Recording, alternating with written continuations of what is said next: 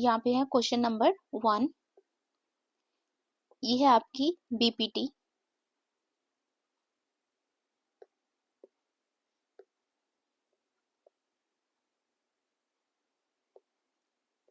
A B C D E.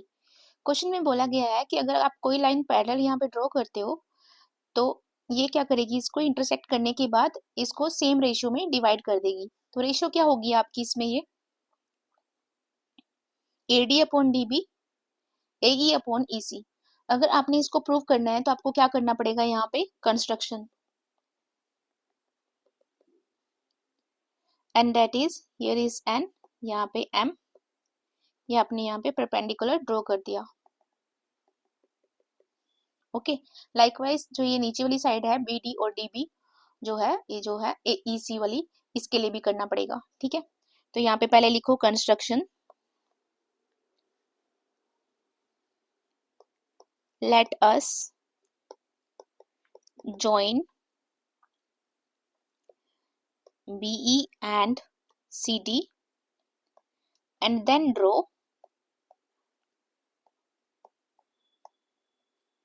DM perpendicular AC and EN perpendicular AB। Okay, यहाँ पे होएगा to prove AD upon DB is equal to AE upon EC। ये आपने prove करना है। तो इसमें क्या करोगे, प्रूफ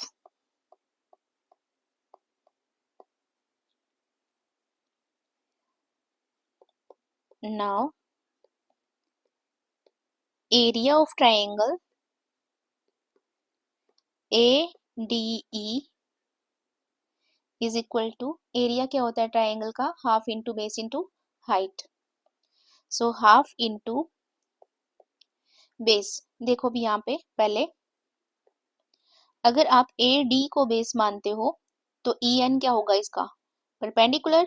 लाइकवाइज अगर आप AE को बेस मानते हो तो इसका परपेंडिकुलर क्या होगा, DM।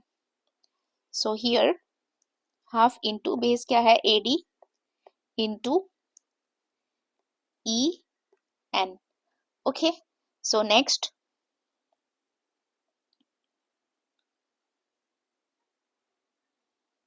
सिमिलरली, ये बहुत मैटर करते हैं जो यहाँ पे होते हैं ना, लाइक ये सिमिलरली, सो, देयरफॉर, एंड, बहुत मैटर करते हैं। ठीक है, ये आपको लिखना पड़ेगा। Similarly area triangle BDE।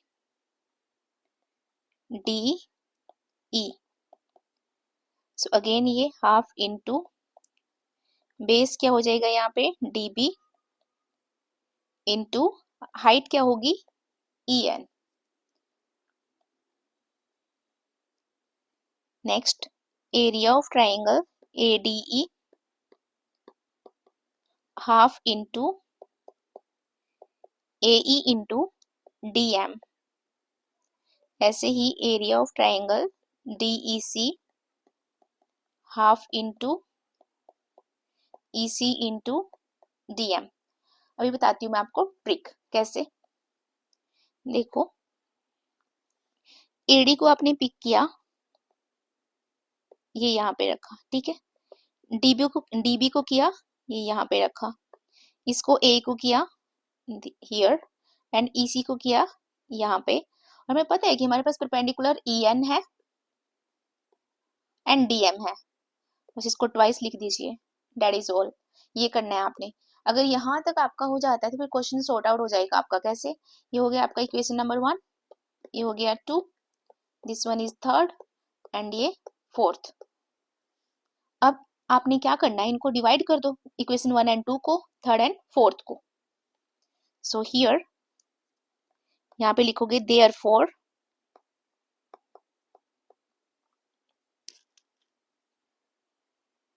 Area ADE upon area BDE is equal to half into AD into EN upon half into dB into En, ये कैंसल्ड। सो आंसर क्या हुआ, AD अपॉन dB।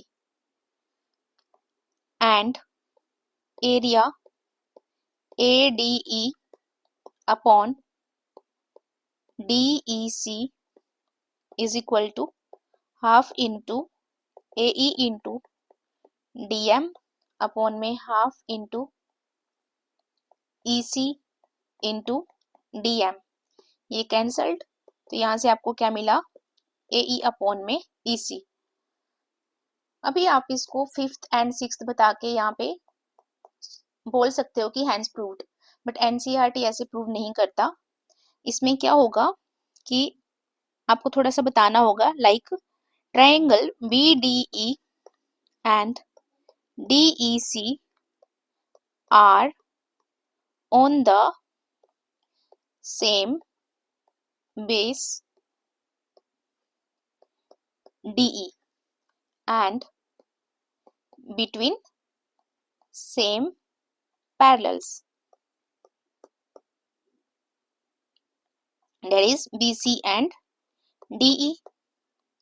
इससे क्या निकलेगा, सो ये बहुत मैटर करता है ये, therefore ओके। सो एरिया जो है BDE का इक्वल हो जाएगा एरिया DEC के। अगर ये इक्वल है तो इसका मतलब जो हमारी रेशियो आई है प्रूव हो जाती है, वो भी क्या होगी, AE अपॉन में EC प्रूव हो जाएगी, हैंस प्रूव्ड। बट आप इसको यहाँ तक खत्म कर सकते थे, फर्स्ट एंड ये यहाँ पे है, फर्स्ट सेकंड थर्ड फोर्थ के थ्रू ये सॉल्व करने के बाद 5th एंड 6th को करके सीधा इक्वल प्रूव करो, हैंस प्रूव्ड, खत्म। ठीक है, ये भी आप कर सकते थे। ठीक है, सो हियर आपका नेक्स्ट क्वेश्चन है, इसका बिल्कुल उल्टा है, that is question number 2। Converse of BPT।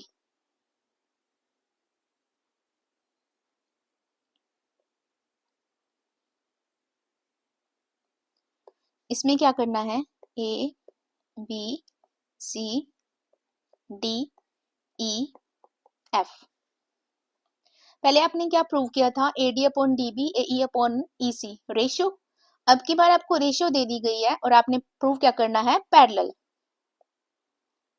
तो यहाँ पे क्या करोगे, टू प्रूव, पर टू प्रूव से पहले आपको यहाँ पे गिवन लिखना होगा। यहाँ पे लिख सकते हो given AD upon DB is equal to AE upon EC, और यहाँ पे आपको प्रूव करना है DE पैरेलल BC। ओके,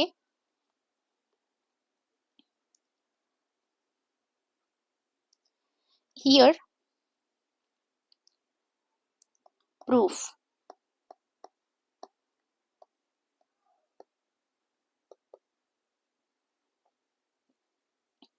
तो किसी भी थ्योरम को प्रूव करने से पहले उसको आपको अपोजिट करना पड़ता है। कैसे, लाइक लेट कर लेते हैं कि DE is not parallel to BC। So इससे क्या होगा, there must be another line parallel to BC। इसका मतलब DF पैरेलल टू BC होगा। ये हम अपोजिट करने की कोशिश करेंगे। ठीक है, हमने बोला है कि DF पैरेलल टू BC है, तो इससे हमें क्या मिलता है, by using BPT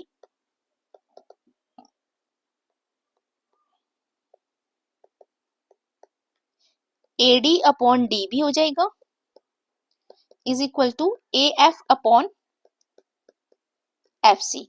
okay, but ये है आपकी क्वेश्चन नंबर 1। बट गिवन में तो AE अपॉन में EC था, but AD upon DB is equal to AE upon EC, ये क्या था, ये हमारे गिवन से था, राइट, इक्वेशन नंबर 2। तो इन दोनों इक्वेशंस को अगर आप लेके आते हो from first and second, we get, तो हमें क्या मिलेगा, तो लेके आते हैं इनको, AD upon DB is equal to AF upon FC is equal to AD upon DB equal to AE upon EC। इससे ये कैंसिल हो गया, तो इससे हमें मिला AF upon FC is equal to AE upon EC। Okay, now हम इसमें ऐड करेंगे एक AF upon FC plus 1 both side में। जब आप स्क्वायरिंग करते हो तो बोथ साइड करते हो, राइट? कुछ भी ऐड करते हो सब्ट्रैक्ट करते हो बोथ साइड से करोगे तो वो जो है सॉल्व हो जाएगा उससे, ठीक है? सो यहाँ पे लिखोगे पर adding 1 to both side, this one both sides. So इससे क्या होगा, आपको एलसीएम लेना पड़ेगा। एलसीएम कितना हुआ FC, तो यहाँ से आया AF प्लस FC, यहाँ से एलसीएम आया EC AE plus EC। But हमें पता है यहाँ पे अगर मैं यहाँ पे AF में और FC में ऐड करती हूँ तो मुझे क्या मिलेगा AC। लाइकवाइज AE और EC को ऐड करते हैं तो यहाँ से भी क्या मिलेगा आपको AC, राइट? सो इसका मतलब ये हुआ AF में FC ऐड किया तो AC अपॉन FC और AE में EC ऐड किया तो AC अपॉन EC। तो ये यहाँ से क्या हो जाएगा कैंसल्ड। तो आपको क्या मिला यहाँ से क्रॉस मल्टीप्लाई वगैरह करने के बाद FC is equal to EC। और अगर आपकी साइड पैरेलल आ जाती है, सॉरी इक्वल आ जाती है, तो उससे ये क्या हो जाता है पैरेलल प्रूव हो जाता है। इसका मतलब DE पैरेलल to BC, hence proved। Okay,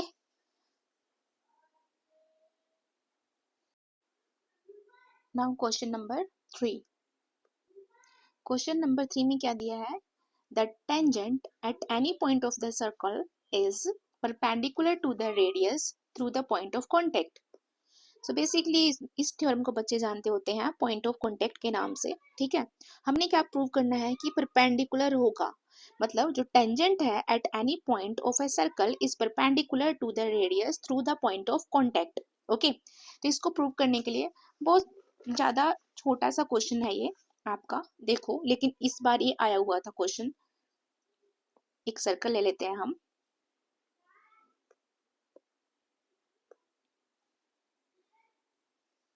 और एक टेंजेंट ड्रॉ कर लेते हैं। यहाँ पे है आपका पॉइंट O,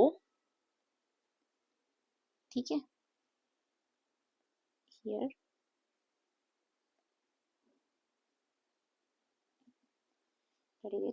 ओके। सो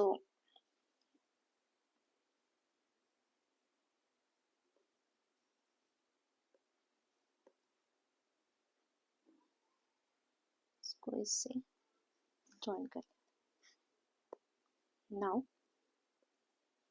O P ये यहाँ पे जो काट रही है डेट इज R, और ये पॉइंट है डेट इज Q, और हमारे टेंजेंट का नाम क्या है, ये है हमारा टेंजेंट, ये हो जाएगा हमारा A और B, ठीक है?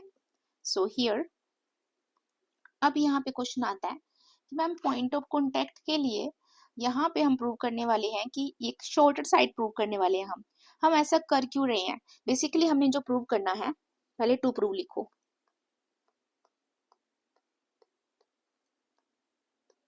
क्या प्रूव करना है, perpendicular tangent at any point of the circle is perpendicular to the radius through the point of contact.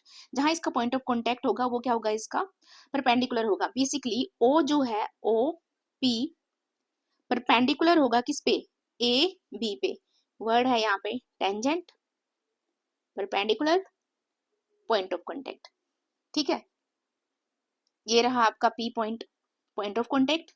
ये आपका क्या है, ये यहाँ पे A से लेके B तक टेंजेंट, और ये यहाँ पे आपका है परपेंडिकुलर, ये हियर हमने परपेंडिकुलर प्रूव करना है।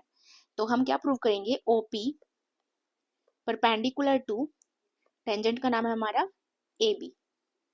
ओके, तो ऐसा प्रूव करने के लिए हमें क्या प्रूव करना पड़ेगा कि ओपी जो है शॉर्टर है, ठीक है, ओपी क्या है, शॉर्ट है बाकी साइड से। आपको ऑलरेडी पता है hypotenuse square is equal to क्या होता है हमारा, बेस स्क्वायर प्लस में परपेंडिकुलर स्क्वायर। तो ऑन दैट नोट हमें पता होता है कि हाइपोटेन्यूज हमारी लॉन्गेस्ट साइड होती है, बाकी साइड क्या होती है उसके, दोनों को ऐड भी करते हैं तभी वो छोटी होती है, उससे छोटी होनी चाहिए, ठीक है।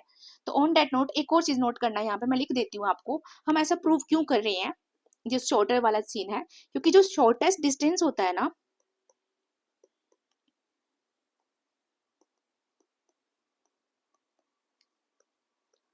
From a point to a line is perpendicular ही होता है। वो जो शॉर्टेस्ट डिस्टेंस होता है आपका, वो क्या होता है किसी भी लाइन पे, क्या होता है वो आपका परपेंडिकुलर ही होता है। This is the only reason हम यहाँ पे क्या प्रूव करने वाले हैं, ओपी को शॉर्टेस्ट प्रूव करने वाले हैं। ऑलराइट, सो करते हैं हम, यहाँ पे थोड़ी सी थ्योरी लिखनी पड़ेगी आपको।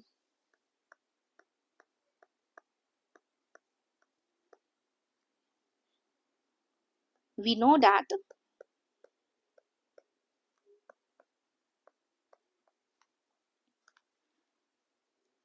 among all line segment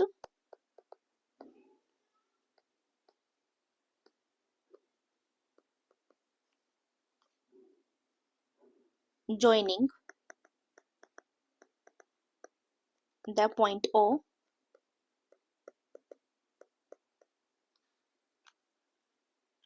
to a point on AB, the shortest one, the shortest one is perpendicular to AB। Okay, so इसलिए हमें क्या प्रूव करना है, so to prove OP perpendicular to AB,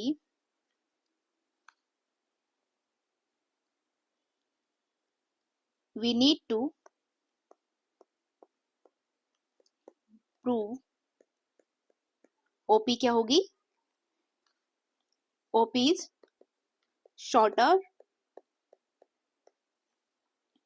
than other segments। देखो ये तो लिखना ही पड़ेगा क्योंकि थ्योरम का मतलब ही थ्योरी होता है, ठीक है, वो तो आपको करना ही पड़ेगा।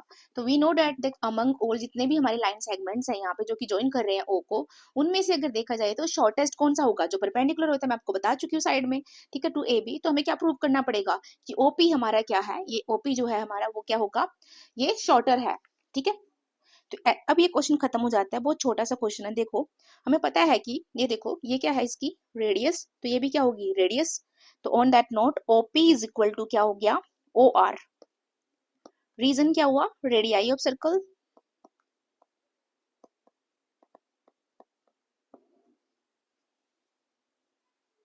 ओके। बट ये देखो ओ क्यू हमारा, ये यहाँ पे ओ क्यू जो है, ओ से लेके क्यू किससे मिलके बना हुआ है, O R plus R Q से। O Q is equal to किससे मिलके बना हुआ है, O R plus R Q, ठीक है। तो यहां से ओ क्यू जो है फिर क्या हुआ, ग्रेटर देन हुआ किससे, ओ आर से। क्यों, क्योंकि आपने ही तो बताया कि ओपी जो है ओ आर के इक्वल है, और ओ आर और यहाँ पे क्या है प्लस आर क्यू, जो ये मिलके ऐसे बना हुआ है, तो इसका मतलब तो ओ क्यू इससे भी ग्रेटर हुआ, ठीक है।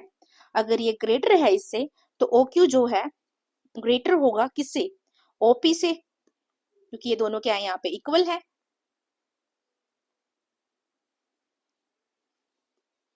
ठीक है। तो इससे क्या प्रूव होता है, अगर ये यहाँ पे इससे बड़ा है, अगर कोई चीज बड़ी होती है, सेकंड क्या हुई इससे छोटी हुई, अगर ये यहाँ पे बड़ा है तो ये यहाँ पे क्या हुआ, छोटा हुआ ना। और हमने प्रूव क्या करना था, यही तो प्रूव करना था, डेट इज ओपी जो है हमारा स्मॉलर होगा किससे, ओ क्यू से। तो यहाँ से हमारा प्रूव हो जाता है। और यहाँ पे लिख देना कि आपने ऐसे क्यों लिखा है, क्योंकि हमने लिखा था कि OP is equal to OR है, हैंस प्रूव्ड। ऑलराइट, सो ये था आपका question number 3, quite important. In fact मैंने जितने भी क्वेश्चन डाले हैं सारे इंपॉर्टेंट ही है इस वीडियो में। ओके, हियर क्वेश्चन नंबर 4, 90% बच्चों का फेवरेट क्वेश्चन है, मोस्ट इजीएस्ट क्वेश्चन है, इसको सारे बच्चे ही कर देते हैं। ठीक है, तो ये क्वेश्चन तो आपको बहुत ज्यादा इजी लगने वाला है। बट देखो, मैंने आपको पहले ही बताया था, इस चैप्टर में जो आपके क्वेश्चंस होते हैं वो आपके जो है बाहर से नहीं आते, ऑलवेज जो है इसी चैप्टर से आते हैं, इसके बाहर कभी भी नहीं जाता आपका ये चैप्टर। ठीक है, सो इसका मतलब ये हुआ कि इसमें से क्वेश्चन जो बाहर से आ सकता है वो पॉसिबिलिटी कौन सी हुई यहाँ पे, तो ओनली एक क्वेश्चन, दैट इज पेरीमीटर वाला क्वेश्चन। ओके, तो ओनली एक पेरीमीटर वाला क्वेश्चन है जो आपका बाहर से आ सकता है।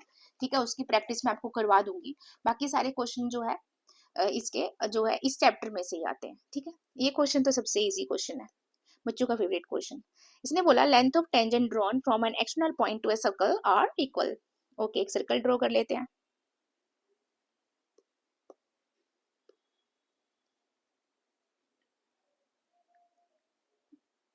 टेंजेंट ड्रॉ करते हैं।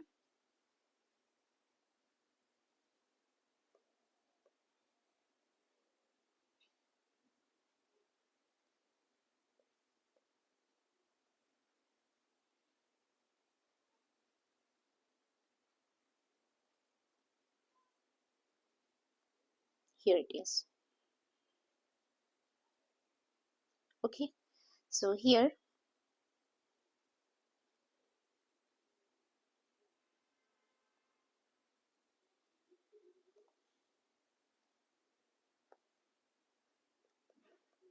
इसको इससे डॉटेड में हम मिला लेंगे। ये है आपका O, हमने एक टेंजेंट लिया डेट इज PQ, ये हमारा एक टेंजेंट हो गया PR।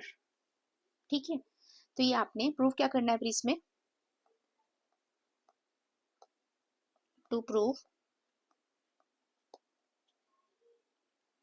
PQ is equal to PR। And 90% आपकी यही थ्योरम है जो आपके क्वेश्चंस में यूज होती है। ठीक है, इसने बोला कि जो टेंजेंट आपने ड्रॉ किए एक्सटर्नल पॉइंट जो कि P है, इससे अगर आपने टेंजेंट ड्रॉ किए हैं PQ एंड PR, कहते हैं वो इक्वल होंगे, प्रूव करके दिखाओ। हमें पता है कि OQ हमारा क्या है, रेडियस, OR हमारा क्या है, रेडियस। अगर मैं यहाँ पे एक ट्राइंगल बना लेती हूँ, ट्राइंगल के थ्रू प्रूव कर दूं तो सो हम यहाँ पे क्या करने वाले हैं, इन ट्राइंगल प्रूफ में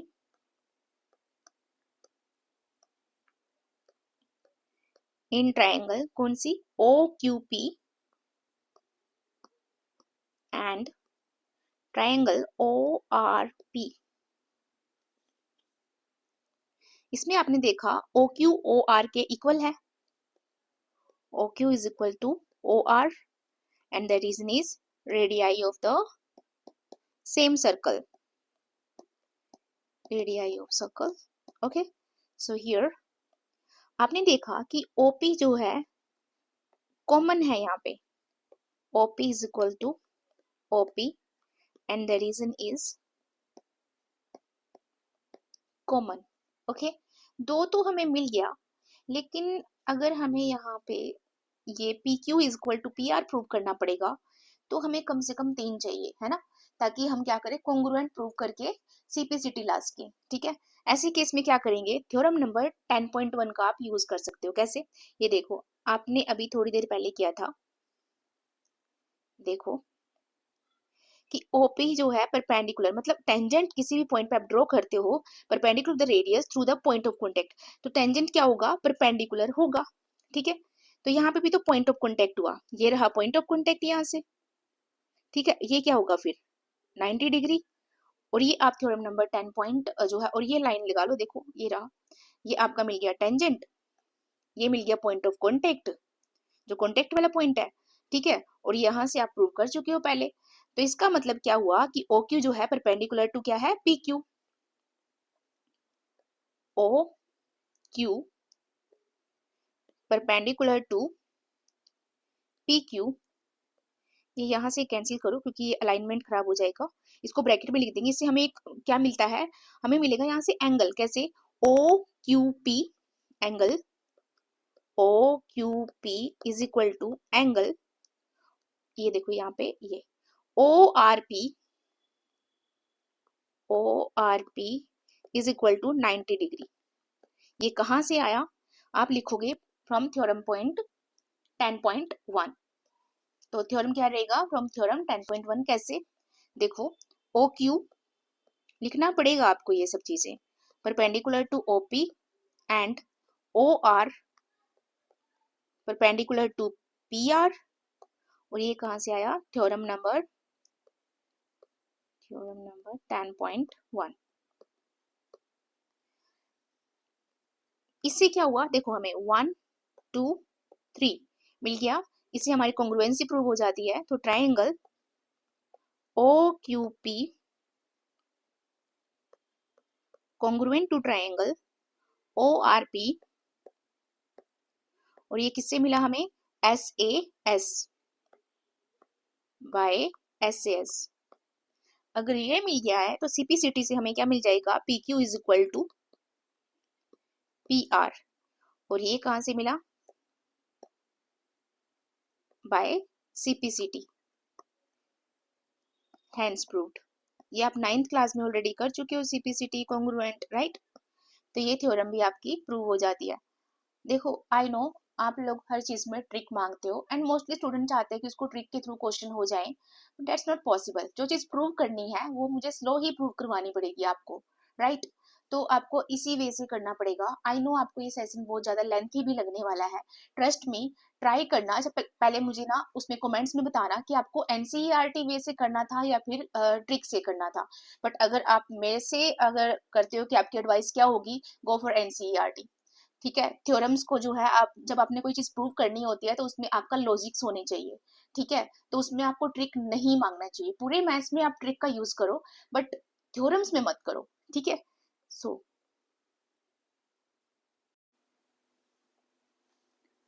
now question number 5, prove that root 3 is irrational. इसमें रूट 3 के अपार्ट कौन से आ सकते हैं, root 2, root 5, quite important, okay. So here root 3 को प्रूव करना है तो हमें क्या करना पड़ेगा, जब कोई भी चीज प्रूव करनी होती है तो उसका अपोजिट आपको एज्यूम करना पड़ता है, ठीक है। तो let us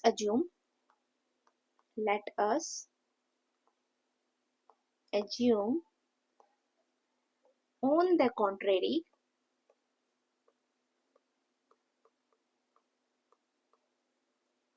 that root 3 is rational, then there exist co-prime positive integers a and b such that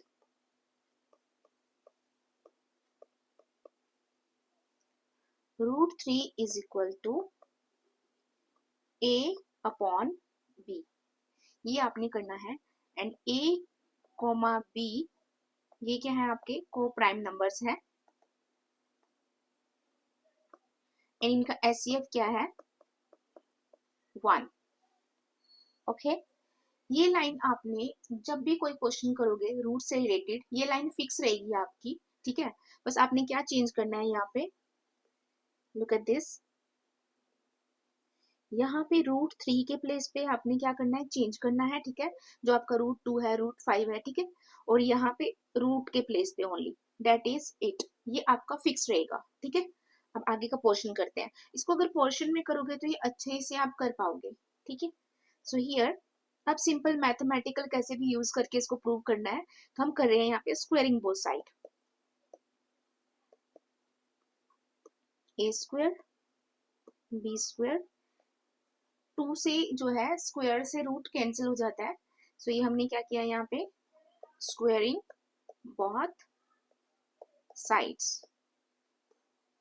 ठीक है, तो इसको क्रॉस मल्टीप्लाई करेंगे, 3b square is equal to a square. So only b square कितना हुआ फिर, a square upon 3।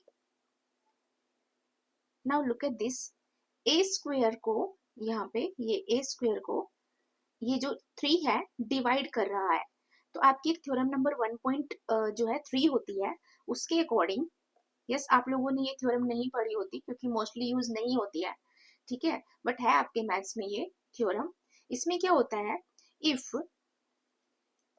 a square is divisible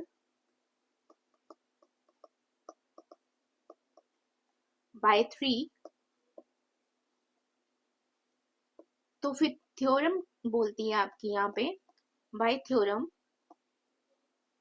1.3 it follows that a is also divisible by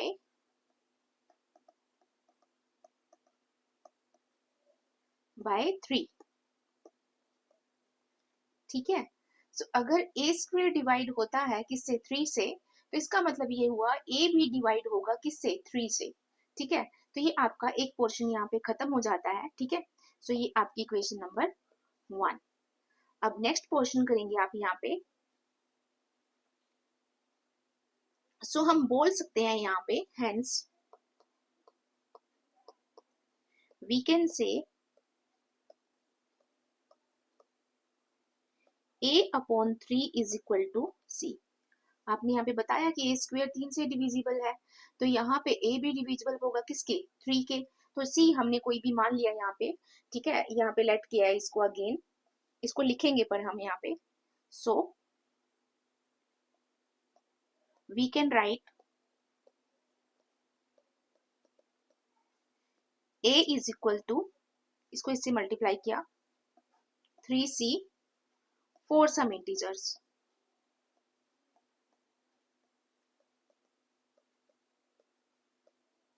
integer c। ओके, ये हमने दिखा दिया यहाँ पे। अब कुछ भी नहीं करना है, यहाँ पे क्या करना है, आपकी a की वैल्यू कितनी है यहाँ पे, 3c, आपने बस पुट करना है इसमें, इक्वेशन नंबर 1 में।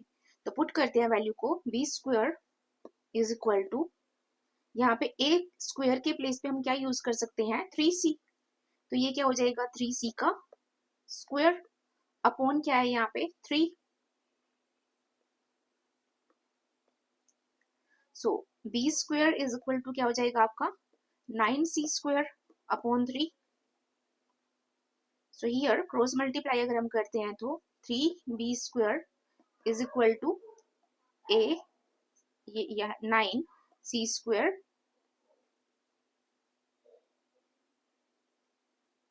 ठीक है।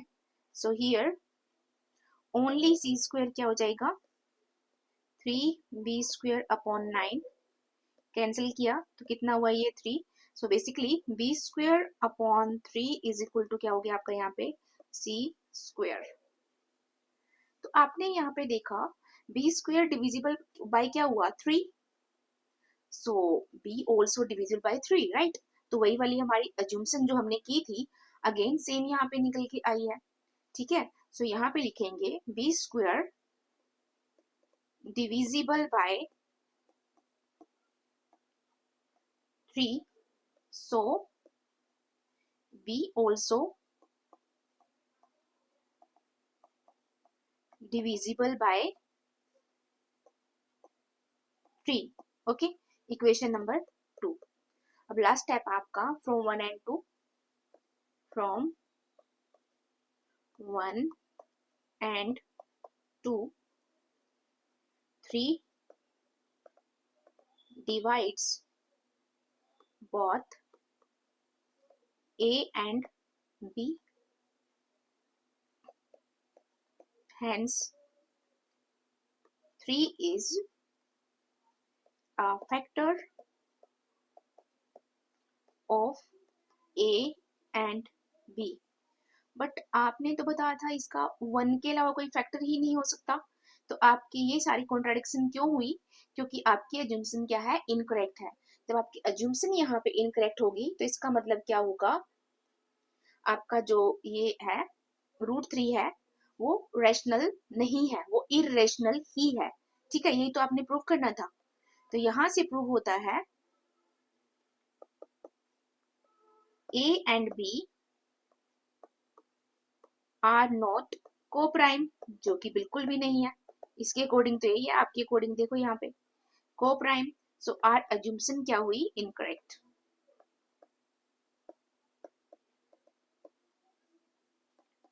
Is incorrect.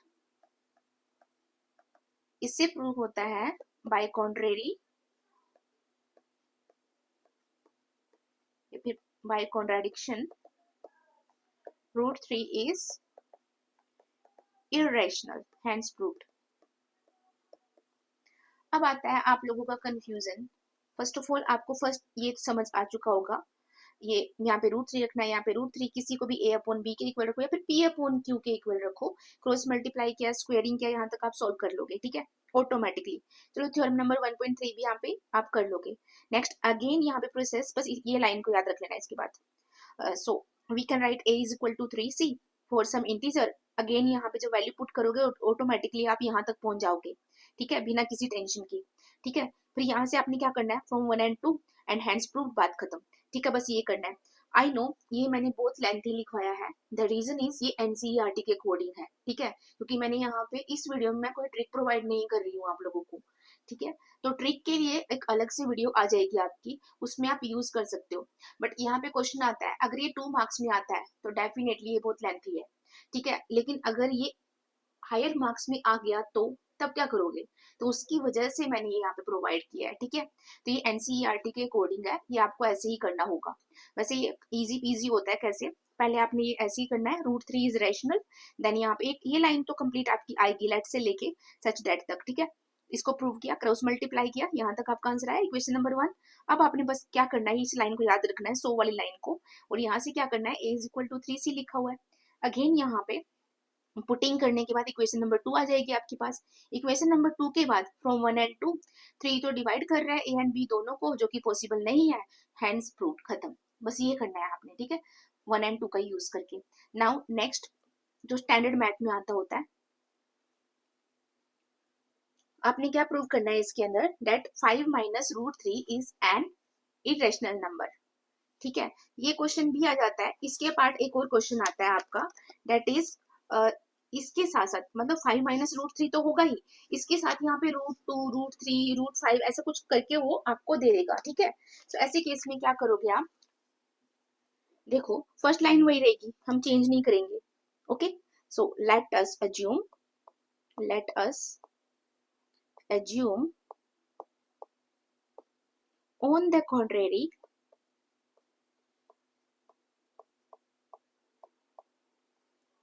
that 5 minus √3 is rational, then exact पहले वाली लाइन है, बस वर्ड को चेंज करके, there exist co-prime positive integers a and b such that, देखो ये लाइन तो देखो फिक्स हो गई हमारी, है ना, पहले की तरह। नाउ लुक एट दिस, बस यहाँ पे मैंने क्या किया, √3 के प्लेस पे जो भी पूछा गया था उसको पुट किया। नेक्स्ट लाइन क्या बोला था मैंने आपको, इसके प्लेस पे उसको पुट करके is equal to a upon b, right. Same चीज आपने यहाँ पे करनी है। सो 5 माइनस √3 को लिख के is equal to a upon b। ऐसे केसेस में क्या करते होते हैं, हमें इधर √3 ही चाहिए, और जो हमारे ये +5 है इसको हम क्या करेंगे, राइट हैंड साइड ले जाएंगे। एवरी क्वेश्चन जो इस काइंड का होगा आपने यही करना है। ठीक है, एंड रूट जो होता है प्लस माइनस दोनों में होता है, तो अगर यहाँ पे +3 रखती हूँ मैं तब भी बात एक ही है। तो a upon b -5 upon 1 √3 is equal to b, LCM ले लिया, a माइनस 5b। अब यहाँ से ये क्वेश्चन प्रूव हो चुका है, इससे आगे ये क्वेश्चन नहीं होता। ठीक है, कैसे? आपने बोला कि 5 माइनस √3 इज इरेशनल, ठीक है, बट आपने जब इसको सॉल्व किया, √3 इज इक्वल टू क्या आ रहा है आपका, a minus 5b upon b। ये तो रूट नहीं है, तो ये तो नहीं पॉसिबल हो सकता, राइट? सो √3, आपने इसका मतलब ये हुआ कि √3 आपका क्या है, इज रैशनल आपके अकॉर्डिंग तो। पर यहाँ पे जो आपने लिया है a, b are integers,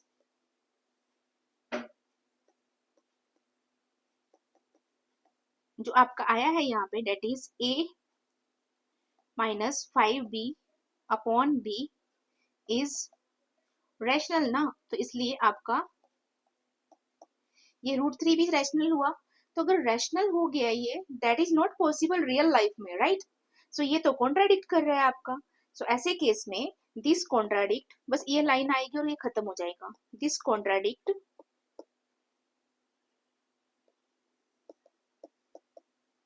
the fact that √3 is irrational, जो कि आप पहले भी यहाँ पे बता चुके हो कि √3, √5 एंड √7 जो आपका क्या होता है, इरेशनल होता है। बट यहाँ पे तो ये कॉन्ट्राडिक्शन आ रही है इसमें। So our assumption is incorrect, hence